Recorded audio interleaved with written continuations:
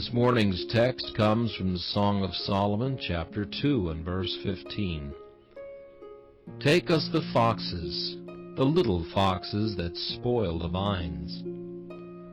A little thorn may cause much suffering. A little cloud may hide the sun. Little foxes spoil the vines, and little sins do mischief to the tender heart.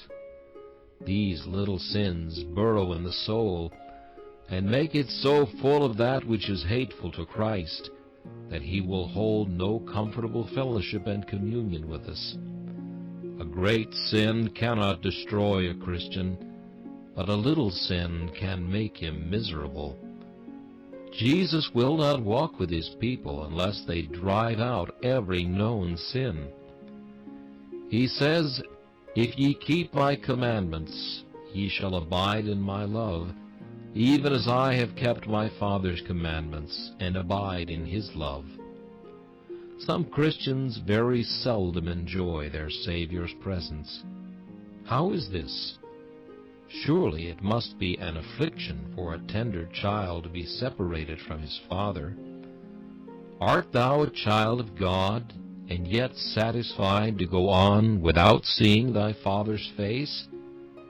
What?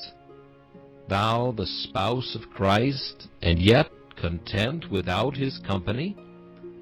Surely thou hast fallen to a sad state, for the chaste spouse of Christ mourns like a dove without her mate when he has left her.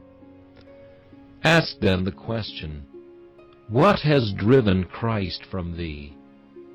He hides his face behind the wall of thy sins. That wall may be built up of little pebbles as easily as of great stones. The sea is made of drops. The rocks are made of grains.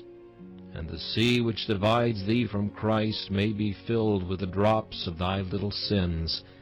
And the rock which has well nigh wrecked thy bark may have been made by the daily working of the coral insects of thy little sins.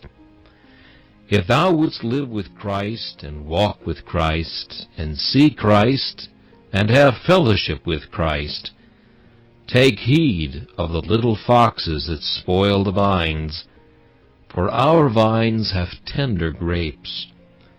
Jesus invites you to go with him and take them. He will surely, like Samson, take the foxes at once and easily. Go with him to the hunting.